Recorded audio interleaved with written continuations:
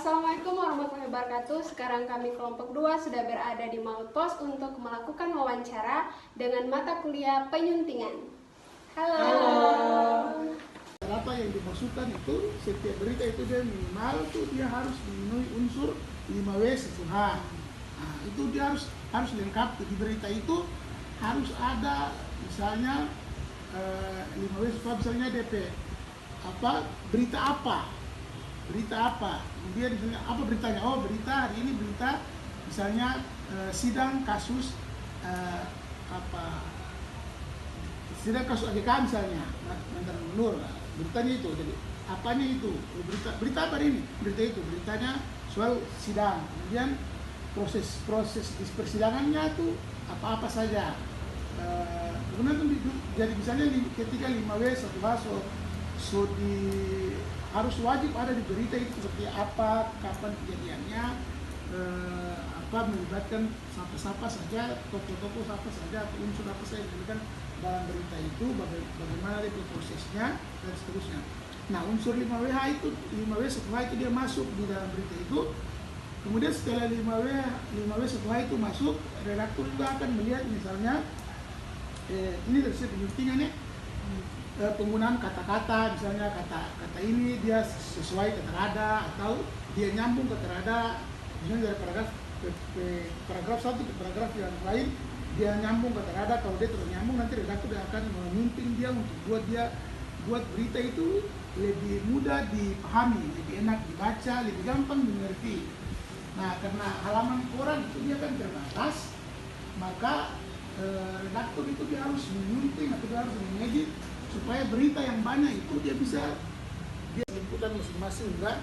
Itu biasanya tingkat redaktur itu saling berdiskusi untuk misalnya menentukan berita yang menarik atau headline yang bagus di tiap case-nya masing-masing.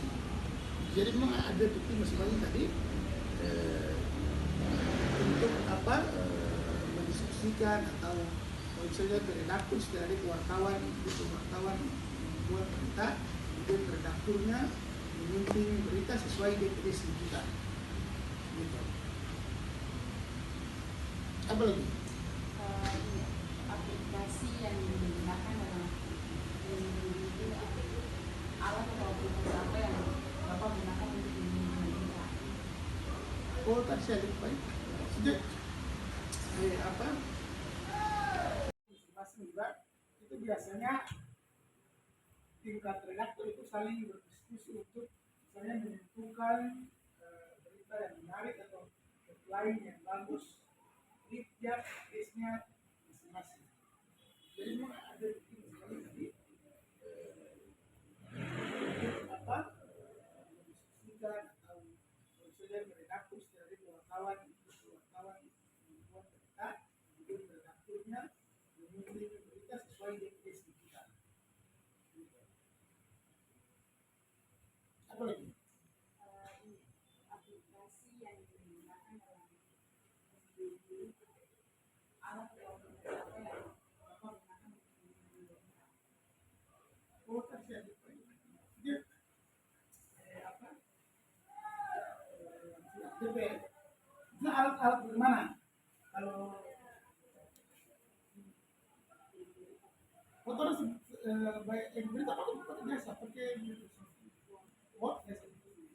Kalau misalnya ini yang dimaksud menyunting berita ini kan DP. Baru berita kita tahu kalau dalam itu misalnya sunting di DP layout koran tuh kalau dia menyunting berita tuh ya masih biasa, masih pakai ya word lah. Kalau misalnya kalau ada alat-alat tambahan yang lain, beliau komputer saja. Misalnya ada hal apa yang ada istilah baru atau misalnya istilah Inggris misalnya yang sampai salah, dengan orang Google saja. Google jadi ada. Kendala apa yang dihadapi ketika Bapak melakukan Kalau yang kendala itu seperti yang saya sampaikan tadi, kadang dia terkendala di setiap itu sebenarnya kendala yang hal teknis ya. Itu kalau kendala yang orang hadapi itu ketika misalnya data yang wartawan bawa itu dia terbatas. Dan misalnya ada isu yang bagus yang ingin orang angkat, kemudian data yang wartawan masuk itu kurang, jadi kurang.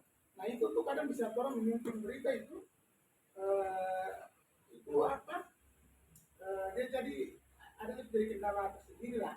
Tapi orang kalau misalnya ada kekurangan data-data seperti itu mau tengah malam kah, mau apa begitu itu dia wartawan itu saya sampai apa malam itu juga.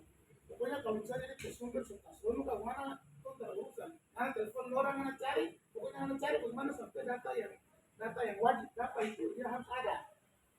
Nah kemudian juga ada yang menjadi kendala itu memang ada penggunaan istilah-istilah.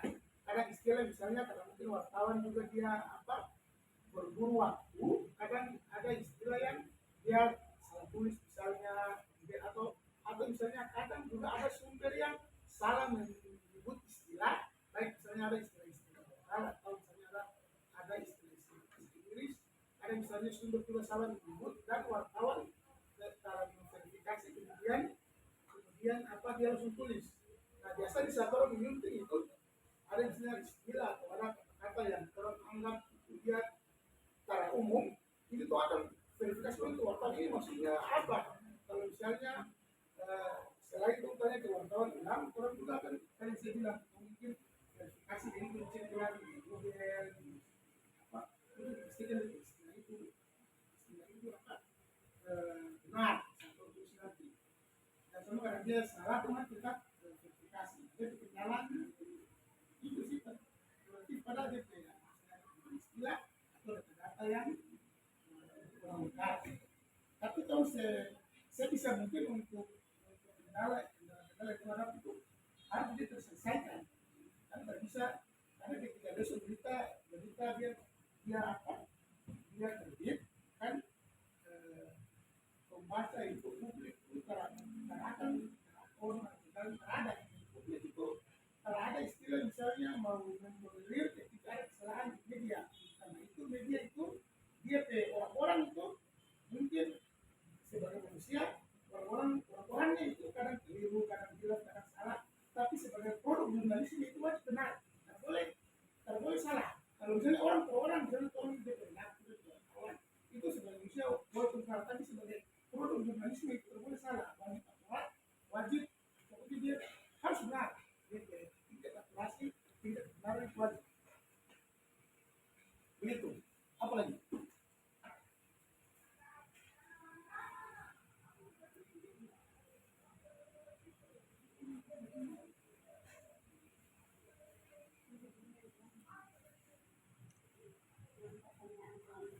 apa yang diperjuangkan agar berita menarik dan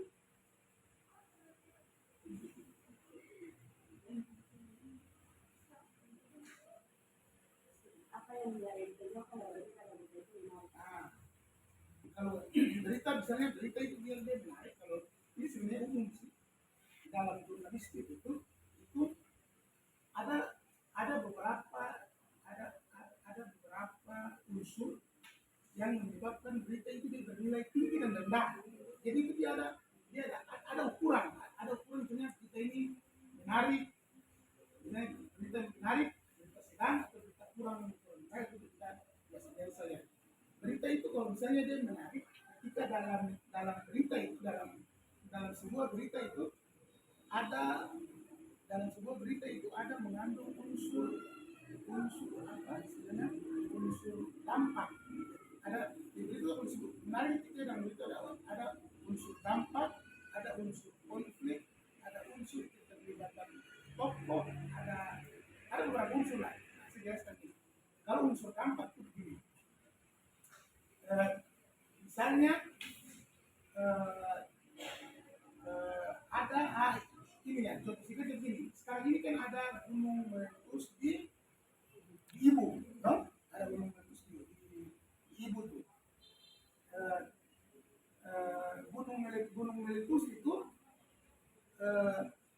dia akan menjadi menarik ketika dampak dari letusan gunung itu dia luas. Maka semakin luas dampak yang ditimbulkan oleh sebuah masalah itu beritanya semakin besar. Itu atau misalnya gini, BBM lah, ada kenaikan BBM. Kenaikan BBM itu dia menjadi beritanya menjadi menarik karena dampak yang ditimbulkan dari kenaikan BBM itu besar. Mulai dari orang memasak di apa, di dapur, masalah apa, kemudian misalnya harga minyak naik, orang motor jadi mahal. Kalau misalnya motor harga jadi mahal, maka dia akan berpengaruh pada biaya transportasi semakin mahal, biaya angkut itu barang-barang semakin mahal. Jadi dampaknya itu bukan cuma karena satu dua orang yang meluas tuh, bahkan bukan cuma karena satu Indonesia, bahkan dia meluas. Jadi semakin luas dampak yang ditimbulkan dari sebuah problem atau sebuah masalah, itu berita itu semakin bagus. Semakin bagus. Kemudian berita juga semakin bagus, tapi kan dampak kok ada juga ketika dalam berita itu dia mengandung unsur konflik. Jadi konflik itu bukan saja misalnya orang lain, jadi konflik misalnya orang perbedaan pandangan, perbedaan pemikiran, perbedaan ide, gagasan, itu jadi menarik karena orang itu nanti kita usulkan hal yang berbau konflik, jadi hal yang bersifat konflik itu pasti dia bercerita tuh berita bagus, berita menarik lah. Kemudian dia itu berita juga akan dia menarik ketika di berita itu ada unsur keterlibatan tokoh di dalamnya.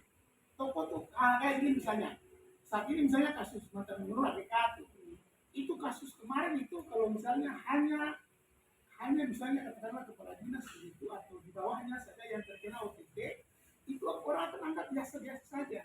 Cuma karena yang ditangkap ini gubernur, kemudian dia tidak kiai dan lain-lain. Nah itu dia menjadi besar karena ada keterlibatan tokoh orang-orang besar di dalamnya. Semakin banyak keterlibatan tokoh di dalam, berita itu semakin bagus. Nah kemudian lagi berita itu akan semakin bagus ketika dampak konflik ada juga dari sisi kedekatan tuh gini, kayak dengan gunung ibu nih. Jadi gunung ibu tuh saat ini erupsi. Jadi berita itu dia akan lebih, orang ibu akan lebih merasa berita itu bagus. Itu orang yang ada di Jakarta, orang yang ada di Astar, orang yang ada di daerah lain lah. Semakin dekat peristiwa ke komunitas atau ke orang itu, maka berita itu sebenarnya semakin bagus. Dan berita itu akan menurut orang ibu itu bagus karena itu akan mengupdate perkembangan menurut orang ibu karena dia dekat dengan orang ibu. Tapi berita itu menurut orang yang berada di jauh-jauh maka biasa-biasa saja karena dari sisi kedekatannya kan ada. Semakin dekat berita itu dengan komunitas yang orang sekitar, maka berita itu semakin menarik. Itu juga misalnya berita juga yang dia menarik, berita yang bagus tuh.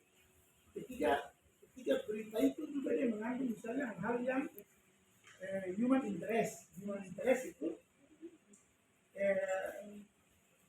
berita itu ketika dia ada unsur-unsur kemanusiaan yang terlibat di dalamnya. Misalnya kasus-kasus misalnya di Palestina begitu, itu kan ada juga human interest kuat tuh. Atau misalnya berita-berita katakan misalnya ada kecelakaan itu, kalau misalnya kecelakaan antara kecelakaan misalnya ada orang misalnya hamil sudah kecelakaan itu orang macam merasa lebih tersentuh begitu. Oh ini kesian sudah hamil kecelakaan, itu orang lebih tersentuh. Atau misalnya ada orang yang misalnya kayak di beberapa kasus kemarin di atas di Lombang itu ada orang itu dia di rumah terbakar. Kalau misalnya kalau berita itu orang hanya tulis dia rumah terbakar, itu akan jadi biasa saja. Tapi kalau misalnya ada upload dia presisi human interest itu ternyata di dalam rumah itu ada perempuan satu yang menunjukkan dia mukallaf. Dia mukallaf itu akhirnya dalam dia meninggal, akhirnya dia terjadi kawin. Nah itu dari sisi kemanusiaan itu orang akan merasa lebih sedih, lebih iba, lebih rasa terpanggil, ketimbang misalnya kalau ada kebakaran orang sudah sedih, tapi orang akan menganggap itu kejadian. Tapi ketika ada hal-hal lain misalnya yang orang merasa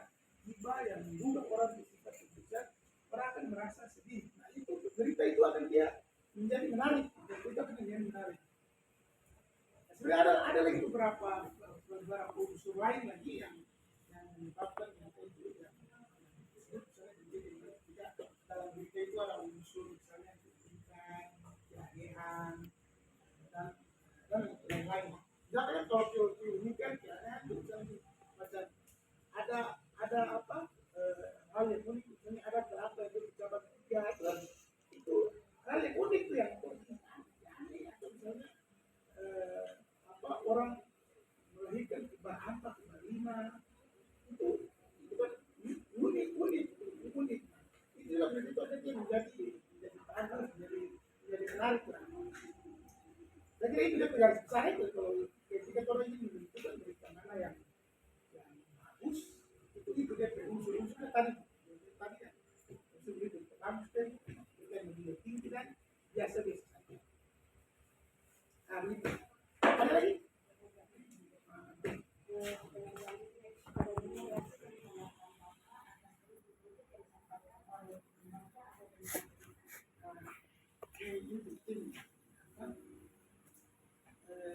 Orang itu tiap hari pasti saja ada yang kritik, ada yang kalau misalnya kritik yang karena setiap berita yang orang apa berikan turun kasih pasti ada yang suka, ada yang tak suka, ada yang suka mengatakan tidak bagus, yang tak suka dan bilang dong akan sibuk orang lah.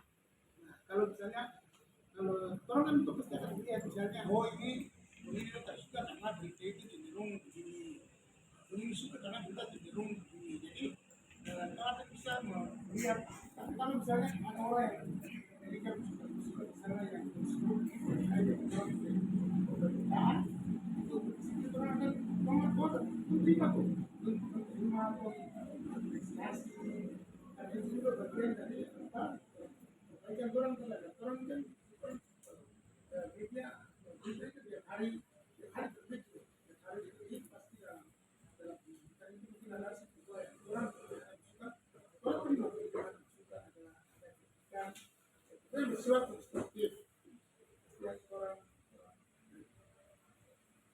dan kalau misalnya masuk pendidikan untuk perbaikan orang memperbaiki.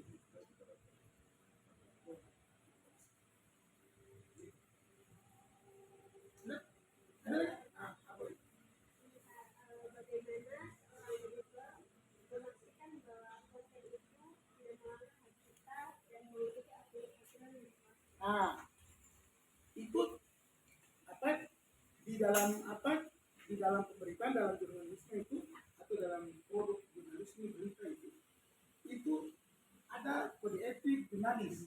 Jadi kode etik jurnalisme itu dia yang menjadi payung untuk untuk semacam semacam pagar begitu agar produk jurnalisme yang media wartawan itu dia tidak boleh keluar dari rambu-rambu itu. Indonesia boleh bisa saya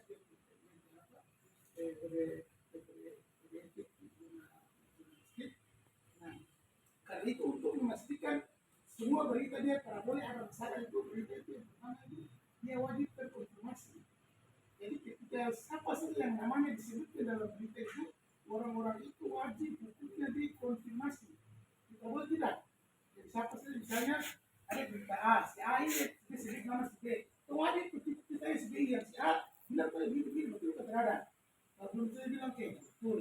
Atau banyak dari si B dia sebut si C. Harus cari lagi si C ini mati si A si B bilang begini harus terkonfirmasi. Kalau misalnya ada misalnya data informasi yang diperoleh di luar dan menyebutkan orang menyebutkan sumber tertentu itu dia wajib untuk terkonfirmasi. Berita itu wajib terkonfirmasi. Kalau misalnya berita itu dia tidak terkonfirmasi itu dia tidak boleh naik. Itu harus berita itu diterbitkan. Kalau dia wajib terkonfirmasi kemudian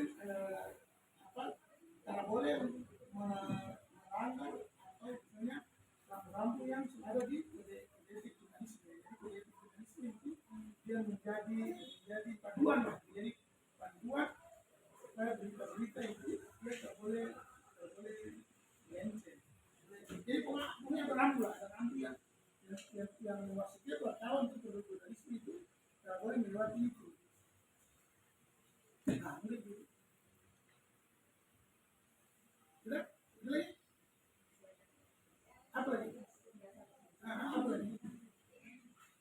dulu dari awal tadi. Jadi misalnya untuk melahirkan sebuah profesionalis itu dia bermekanisme kayak tadi bilang sih, dia bilang tadi itu mulai dari jam 7 tuh. Dari jam 7 itu tadi saya belum jelaskan sampai dari jam 7 itu misalnya wartawan rapat, jadi yang setelah wartawan rapat, kemudian wartawan cari berita sampai jam 4, jam 4 dong rapat untuk perolehan berita, ya begitu berita sampai sekitar jam 7 jam 8, kemudian redaktur edit. Jadi berarti yang pertama ada wartawan, kemudian sampai jam 7 edit. Setelah redaktur sunting atau edit, itu setelah ini selesai ada yang namanya layout. Layout itu orang yang mendesain koran. Dia itu harus layout itu dia harus punya insting untuk membuat penampilan koran itu menjadi menarik dan bagus. Jadi kalau misalnya berita itu dia bagus, tapi dia layoutnya terbaik, itu orang tahu berita bagus. Dan dulu karena tertarik ketika karena dia di sisi layoutnya itu terbagus, itu orang tertarik. Tapi kalau yang kerja penulis dia tertarik ini layout bagus, orang langsung dekat ingin baca. Karena itu penting sekali insting atau kemampuan layout itu untuk mendesain halaman supaya dia menjadi menarik. Karena berita bagus itu dia harus dipadukan dengan tata letak atau layouter yang bagus. Kalau begitu dia plot, maka berita itu menjadi lebih kuat lah, orang lebih senang baca kan. Kalau misalnya orang mata saja dia sudah suka, dia tampilan acak-acakan itu dia berita harus terbaca sudah download. Jadi karena itu butuh insting, butuh kemampuan tata letak layout itu. Jadi ketika redaktur selesai layout, sampai ke layout, kemudian dia buat mengecat di halaman. Setelah layout itu dia selesai dalam selesai, kemudian dia print dalam kertas, print setelah print selesai, dia bawa di sini dia namanya istilahnya itu cetak itu paste begitu, jadi orang kopi paste gitu. Jadi setelah print dia ambil, dia tugas itu untuk kasih pasang di dia istilahnya dia koran itu besar, dia untuk pasang di situ. Nah, pasang di situ juga itu butuh orang yang belajar, karena kalau misalnya kamu taruh belajar itu butuh orang yang istilahnya yang tahu lah. Walaupun orang kelihatannya simpel cuma gunting pasang, itu kalau misalnya orang cara apa gitu, itu akan lihat hasilnya juga karena sesuai deh hasil yang orang layout itu. Ada di warna yang kurang bagus, itu karena itu juga butuh kehadiran tes tersendiri lah. Nah setelah dia paste di semacam lembaran itu, dia paste selesai, kemudian dia bawa lagi percetakan dalam.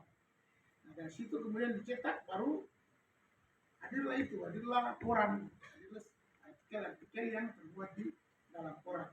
Jadi dia proses itu begitu, dari jam 7 pagi orang mengisi berita sampai jam 2, jam 3 orang cetak artikel dalam bentuk yang dibuat di koran. Nah begitu. Oke, baik, terima kasih Pak. Setelah dari sini kami mengambil rekomendasi dimasukkan ke laporan kami. Terus sebelum itu kami mau ambil apa sekaligus jabatannya. Saya Fahrul Marsoli.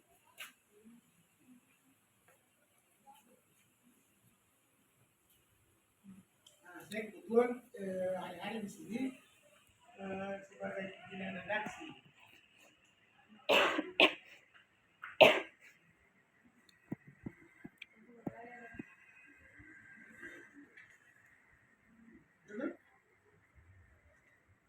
Oke, sudah. Nanti kalau misalnya dia kurang, boleh datang lagi.